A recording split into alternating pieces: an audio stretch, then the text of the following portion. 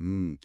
ఒక పాలకుడు తనను తాను ఏకంగా దేవుడుగా ప్రకటించుకుంటే ఆ రాజ్యం అసలు ఏమవుతుంది? ఆ పాలకుడు అహంకారాన్ని ప్రకృతి భరించలేనప్పుడు పరిణామాలు ఎంత తీవ్రంగా ఉంటాయి? అవును. ఇవి నిజంగా చాలా చాలా లోతైన ప్రశ్నలు. ఖచ్చితంగా. ది డీప్ డైవ్ కార్యక్రమానికి స్వాగతం. ఈరోజు మనం బ్రహ్మపురాణం నుండి సేకరించిన the king who displaced divinity అంటే ధర్మాన్ని పక్కన పెట్టిన రాజు అనే ఒక అద్భుతమైన మూలకథనాన్ని తీసుకోబోతున్నాం. ఈ కథనం కేవలం ఒక పాత పురాణ గాథ మాత్రమే కాదు కదా. కానే కాదు. ఈ కథనంలో మనకు ప్రధానంగా ఇద్దరు కనిపిస్తారు. స్వయంభువ మను వంశంలో పుట్టిన అత్యంత హుందాతనం కలిగిన అంగమహారాజు ఒకవైపైతే, ఆయనకు పూర్తి విరుద్ధంగా పెరిగిన ఆయన కుమారుడు వేణుడు మరోవైపు. నిజానికి అంగమహారాజు తన ప్రశాంతతకు అలాగే ఆ ధర్మనిరతికి ఎంతో పేరుగాంచిన పాలకుడు. అవును, ఆయన పాలనలో రాజ్యం చాలా సుభిక్షంగా ఉండేదని కథనం చెప్తోంది. కానీ ఇక్కడే ఒక పెద్ద సమస్య మొదలవుతుంది. ఆ సమస్యే నాయకత్వానికి, వారసత్వానికి సంబంధించిన ఒక లోతైన ప్రశ్న. అంటే అధికారం తన మూలాన్ని, తన బాధ్యతను మర్చిపోతే ఏమవుతుంది అనేది మనమిక్కడ చూడొచ్చు. అవును. ఒక వ్యక్తి చేతిలో హద్దుల్లేని అధికారం ఉన్నప్పుడు అది అతన్ని ఎలా మారుస్తుంది, అలాగే ఆ మార్పు చుట్టూ ఉన్న సమాజాన్ని ఎలా ప్రభావితం చేస్తుంది అనేది విశ్లేషించటానికి ఇదొక అద్భుతమైన నమూనా. ఖచ్చితంగా చెప్పాలంటే, ఒక గొప్ప వంశంలో పుట్టినంత మాత్రాన ఆ గొప్పదనం వస్తుందా? లేదా నాయకత్వ లక్షణాలను ఎవరికి వారు స్వయంగా నిర్మించుకోవాలా అన్నది ప్రధాన చర్చనీయాంశం ఇక్కడ. సాధారణంగా ఒక గొప్ప నాయకుడికి పుట్టిన బిడ్డ ఆ లక్షణాలనే పుణికిపుచ్చుకుంటాడని అందరూ ఆశిస్తారు కదా. ఆశిస్తారు, కాని వేణుడి విషయంలో అలా జరగలేదు. అతను చిన్నప్పటి నుండే మునులను ప్రశ్నించేవాడని మన మూల కథనం చెబుతోంది. ఆ ప్రశ్నలు కూడా ఏదో తెలుసుకోవాలన్న కుతూహలంతో అడిగినవి కావు. అవును, వాటిలో ఒక రకమైన అసహనం, అలాగే ఒక విపరీతమైన అహంకారం ఉండేవి. కరెక్ట్. ఎవరికీ తలవంచని ఒక మూర్ఖత్వం అతనిలో కనిపించేది. ఎదుటివారు ఎవరైనా సరే తాను చెప్పిందే జరగాలనే పట్టుదల ఆ చిన్న వయసులోనే బలపడిపోయింది. అంటే వంశం ఎంత గొప్పదైనా వ్యక్తిత్వం దారి తప్పినట్లు స్పష్టంగా కనిపిస్తోంది కదా. వంశం కేవలం జన్మమిస్తుంది, కాని వ్యక్తిత్వాన్ని కష్టపడి నిర్మించుకోవాలి అనడానికి వేణుడు ఒక ప్రబలమైన ఉదాహరణ. పాపం అంగమహారాజు తన కొడుకు ప్రవర్తనను దారిలోకి తీసుకురావడానికి ఎన్నో ప్రయత్నాలు చేసుంటాడు. ఒక తండ్రిగా శతవిధాలా శ్రమించుంటాడు. కాని ఎప్పుడైతే ఆ ప్రయత్నాలన్నీ విఫలమయ్యాయని గ్రహించాడో అప్పుడు ఆయన తీసుకున్న నిర్ణయం అది చాలా అసాధారణమైనది. అవును, ఆయన సింహాసనానికి అంటిపెట్టుకొని ఉండలేదు. లేదు, తన కుమారుడి దురహంకారాన్ని భరించలేక ఆ రాజ్యభారాన్ని వదిలి చాలా నిశ్శబ్దంగా అడవులకు వెళ్ళిపోయాడు. దీన్ని ఒక కోణంలో చూస్తే రాజు తన బాధ్యత నుండి పారిపోవడంలాగా అనిపించవచ్చు. కాని నిశితంగా గమనిస్తే ఇదొక నైతిక ప్రకటనలాగా అనిపిస్తోంది. ఖచ్చితంగా తన కొడుకు అహంకారాన్ని తాను ఏ రకంగానూ సమర్థించలేనని, ఆ పరిపాలనలో తాను భాగస్వామి కాలేనని ఆ నిశ్శబ్ద నిష్క్రమణ ద్వారా చెప్పకనే చెప్పాడనుకోవచ్చు. కాని అలా ఖాళీ అయిన సింహాసనాన్ని వేణుడు అధిష్ఠించిన తీరు, అది ఈ కథను మరింత జటిలం చేస్తోంది. పౌరాణిక వర్ణనల ప్రకారం ఆ పట్టాభిషేక సమయంలో సభాప్రాంగణమంతా ఆ నూనె దీపాల వెలుగులతో దేదీప్యమానంగా ఉంది. శంఖారావాలు మార్మోగుతున్నాయి, పండితులు చదివే వేద మంత్రాలు గాలిలో పవిత్రతను నింపుతున్నాయి. అంతా ఒక గొప్ప ఉత్సవంలా జరుగుతోంది. కాని వేణుడి కళ్లలో మాత్రం ఎలాంటి భక్తిభావం లేదు. ఒక రాజుకుండాల్సిన వినయం అసలే లేదు. అవును, తాను సర్వాధికారిని అయ్యాననే ఒక గర్వం మాత్రమే ఆ చూపుల్లో ఉంది. ఆ గర్వమే క్రమంగా శాసనాలుగా మారడం మనమిక్కడ గమనించాలి. అధికారం చేతికి రాగానే వేణుడు తీసుకున్న ఆ మొట్టమొదటి వినాశనకరమైన నిర్ణయం రాజ్యంలో యజ్ఞం చేయడాన్ని పూర్తిగా నిషేధించడం. ఇది చాలా తీవ్రమైన నిర్ణయం. కనిపించని దేవుళ్లనెందుకు పూజించాలి? నేనే కదా ఈ ప్రజలకు కనిపించే రక్షకుడిని, నాకు మించిన దేవుడి ఎవరున్నారు అని అతను ప్రశ్నించాడు.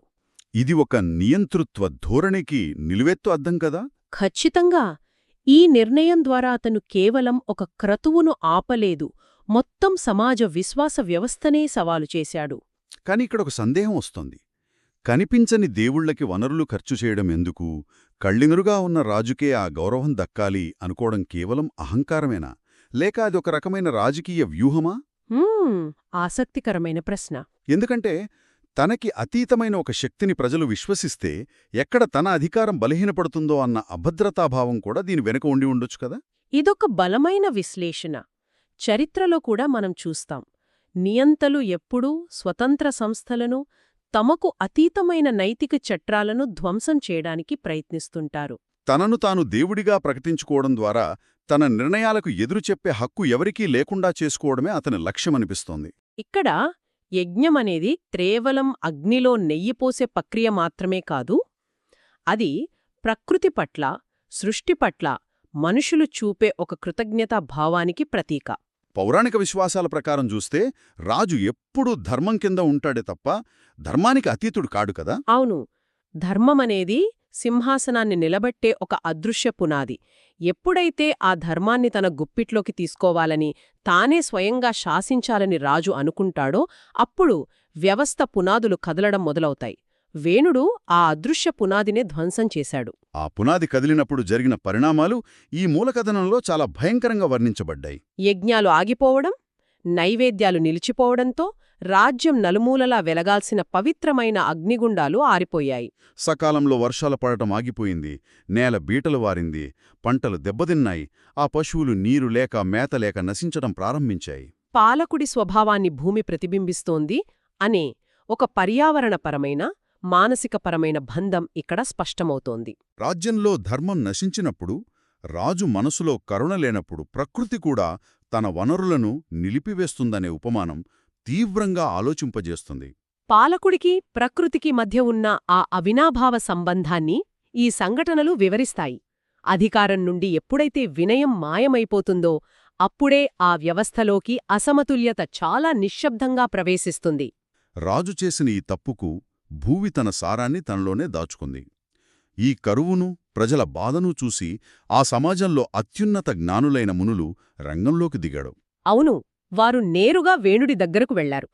పవిత్రమైన ధర్మాన్ని పునరుద్ధరించమని, ఒక పాలకుడి ప్రాథమిక కర్తవ్యం ధర్మాన్ని రక్షించడమేనని ఎంతో సున్నితంగా, ఓపికగా సలహా ఇచ్చారు. దానికి వేణుడిచ్చిన సమాధానం అతని పతనానికి చివరి అంకంగా చెప్పుకోవచ్చు. పరిస్థితులు చేయి దాటిపోయి రాజ్యమంతా కరువుతో అల్లాడుతున్నా సరే అతనిలో ఏమాత్రం పశ్చాత్తాపం లేదు. నేనే యజ్ఞాన్ని, దేవుడిని, ఈ భూమిమీద రాజుకు మించిన శక్తి ఏదీ లేదు, మీరు నాకే సలహాలిస్తారా అని అత్యంత అహంకారంతో బదులిచ్చాడు. అజ్ఞానం ఎప్పుడూ చాలా ఆత్మవిశ్వాసంతో ఉంటుంది అనడానికి ఇంతకంటే పెద్ద ఉదాహరణ దొరకదు. ఖచ్చితంగా. జ్ఞానులెప్పుడూ ఒక నిర్ణయం తీసుకునే ముందు సందేహిస్తూ, లోతుగా ఆలోచిస్తూ ఉంటారు. కాని అహంకారులు మాత్రం తమకు అంతా తెలుసు అనే భ్రమలో అత్యంత నమ్మకంతో ఉంటారు. వేణుడికి ఆ గుడ్డి నమ్మకమే ఒక కవచంగా మారింది. మునులు ఎంత ఓపికగా చెప్పినా, వినడానికి సిద్ధంగా లేనివాడికి ఎంత జ్ఞానోపదేశం చేసినా ప్రయోజనముండదని వారు గ్రహించారు. ఈ మొండితనం ఒక వ్యవస్థ పతనానికి ఎలా దారితీస్తోందో ఈ ఘట్టం స్పష్టం చేస్తోంది. మాటలతో పని కాదని మునులు గ్రహించిన తర్వాత వారు తీసుకున్న నిర్ణయం ఈ కథనంలోనే అత్యంత కీలకమైన మలుపు. వారు వేణుడిని అంతం చేయడానికి ఎలాంటి భౌతిక ఆయుధాలనూ తీసుకోలేదు. సైన్యాన్ని సమీకరించలేదు. వారు కేవలం తమ మంత్రశక్తితో అప్పటివరకు ఆ రాజుకున్న ఆధ్యాత్మిక రక్షణను వెనక్కి తీసుకున్నారు. వారు తమ మద్దతును ఉపసంహరించుకోగానే వేణుడు ఏ కత్తిదెబ్బ లేకుండా కుప్పకూలిపోయాడు. భౌతిక బలం కంటే ఒక సమాజమిచ్చే నైతిక ఆమోదం ఎంత శక్తివంతమైనదో ఈ పతనం తెలియజేస్తోంది. ఒక నాయకుడికి నిజమైన బలం సైన్యం లేదా సంపద మాత్రమే కాదు, ప్రజల ఆమోదం, ఆ సమాజంలోని నైతిక శక్తుల మద్దతు. అవి తొలగిపోయిన మరుక్షణం ఎంతటి బలవంతుడైనా అంతర్గతంగా పతనమవడం ఖాయం. మునులు మంత్రశక్తిని ఉపసంహరించుకోవడమంటే ఆ సమాజం మొత్తం తన పాలకుడికిస్తున్న నైతిక ఆమోదాన్ని వెనక్కి తీసుకోవడమే కదా. అవును, అయితే నియంతను తొలగించడం ద్వారా సమస్య పూర్తిగా తీరిపోలేదు. ఆ తర్వాత ఏర్పడిన శూన్యం మరింత ప్రమాదకరంగా మారింది. సింహాసనం ఖాళీ అవగానే ఆ రాజ్యంలో అరాచకం మొదలైంది. దొంగల భయం, దోపిడీలు చెలరేగిపోయాయి. నాయకత్వం లేని రాజ్యం ఒక చుక్కాని లేని నావలా తయారైంది. ఈ విచ్ఛిన్నమైన వ్యవస్థను బాగుచేయడానికి మునులెంచుకున్న మార్గం చాలా విచిత్రంగా, ప్రతీకాత్మకంగా ఉంటుంది. సింహాసనం ఖాళీగా ఉంది కదా అని వారు వెంటనే ఇంకొకర్ని తెచ్చి కూర్చోబెట్టలేదు. ఆ పగిలిపోయిన వ్యవస్థను పునరుద్ధరించడానికి ఒక అసాధారణమైన ప్రక్రియ చేపట్టారు. వేణుడి భౌతిక కాయాన్ని మధించడం ద్వారా మొదట అతనిలోని అపవిత్రమైన, అహంకారపూరితమైన అసమతుల్యతను బయటకు తీశారు. అలా ఆ మథనం నుండి నిషాదులు అనే చీకటి రూపాలు ఉద్భవించాయని కథనం వివరిస్తోంది. ఇది వినడానికి ఒక అద్భుత కథలా ఉన్నా దీని వెనుక ఒక బలమైన రాజకీయ, సామాజిక విశ్లేషణ దాగి ఉందన్నది స్పష్టం. ఒక పాడైపోయిన వ్యవస్థను ప్రక్షాళన చెయ్యాలంటే అందులో పేరుకుపోయిన విషతుల్యమైన అంశాలను మొదట ఏరిపారేయాలి అనేదే ఈ మథనం వెనుక ఉన్న ఆంతర్యమో అనుకోవచ్చు. ఇది ఖచ్చితంగా ఒక లోతైన రూపకం. ఇదొక సామాజిక ఆడిట్ లాంటిది. పాత వ్యవస్థలోని అవినీతిని, అరాచకత్వాన్ని, విషపూరితమైన విధానాలను వేరుచేసి నిర్మూలించడాన్నే ఈ నిషాదులు పుట్టడం అనే చర్య ద్వారా చెప్పారు. వ్యవస్థలో పేరుకుపోయిన ఈ మాలిన్యాన్ని తొలగించకుండా కేవలం కొత్త నాయకుడిని తీసుకురావడం వల్ల పెద్దగా ప్రయోజనముండదు. తో పవిత్రం చేశారు. ఆ పవిత్రమైన మథనం నుండి అత్యంత ప్రశాంతమైన, పరిపూర్ణమైన పృథుమహారాజు జన్మించాడు. అంటే ఇక్కడ గుడ్డి వారసత్వం కంటే అర్హతకు, పవిత్రతకు పెద్దపీట వేశారన్నమాట. ఒక వ్యవస్థ పతనం అయ్యాక పాత పద్ధతులనే గుడ్డిగా కొనసాగించకుండా నాయకత్వం అనేది ఒక కొత్త దృక్పథంతో పునర్జన్మ తీసుకోవాలనేది ఈ మథనం వెనుక ఉన్న అసలు ఉద్దేశం. కేవలం అంగమహారాజ రక్తం పంచుకుని పుట్టినందుకే వేణుడికి అధికారం దక్కింది. కాని ఆ గుడ్డి వారసత్వం వినాశనానికి దారితీసింది. పృథుమహారాజు ఆవిర్భావం మాత్రం ఒక సంపూర్ణమైన ప్రక్షాళన తర్వాత జరిగిన జననం. నాయకత్వం అనేది ఒక పవిత్రమైన బాధ్యతగా పునర్జన్మ పొందడం ఇక్కడ గమనించాల్సిన ప్రధాన అంశం. అధికారం అనేది కేవలం ఒకరిని శాసించడానికి, ఆధిపత్యం చెలాయించడానికి కాదు.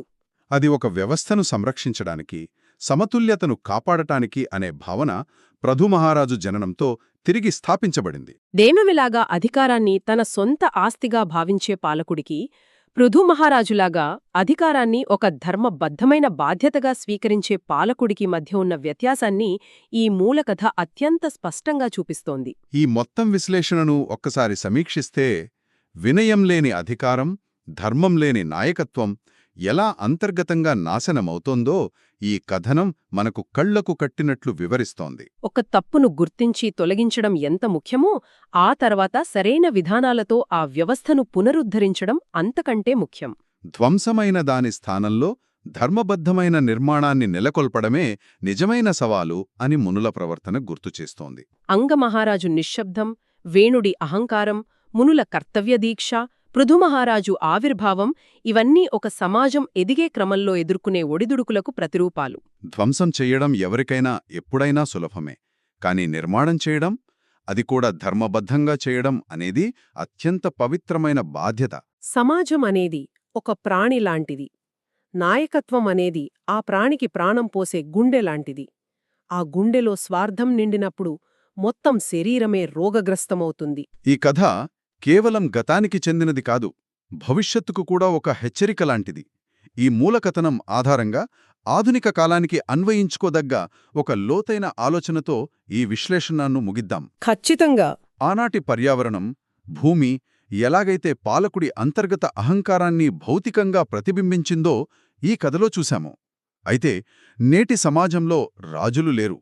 కాని నేటి ఆధునిక వ్యవస్థల్లో పాలకుల అంతర్గత స్థితిని, వారి నైతికతను వ్యవస్థలు తమకు తెలియకుండానే ఎలా బయటపెడుతున్నాయి? ఇదొక అద్భుతమైన ప్రశ్న. మనం నివసిస్తున్న ఈ ప్రపంచంలో ధర్మం అనేది కంటికి కనిపించకపోయినా దాని ప్రభావం ఎందుకంత పదునుగా ఉంటుంది? వ్యవస్థల్లో తలెత్తే తీవ్రమైన సంక్షోభాలు, ఆర్థిక పతనాలు, సామాజిక అశాంతి ఇవన్నీ నాయకత్వ లోపానికి, ప్రకృతి లేదా సమాజం చేస్తున్న నిశ్శబ్ద తిరుగుబాటు లాంటివేనా అన్నది తీవ్రంగా ఆలోచించాల్సిన విషయం. కంటికి కనిపించని నైతికత భౌతిక ప్రపంచాన్ని ఎలా నడిపిస్తుందో ఈ కథ స్పష్టం చేస్తోంది. అవును.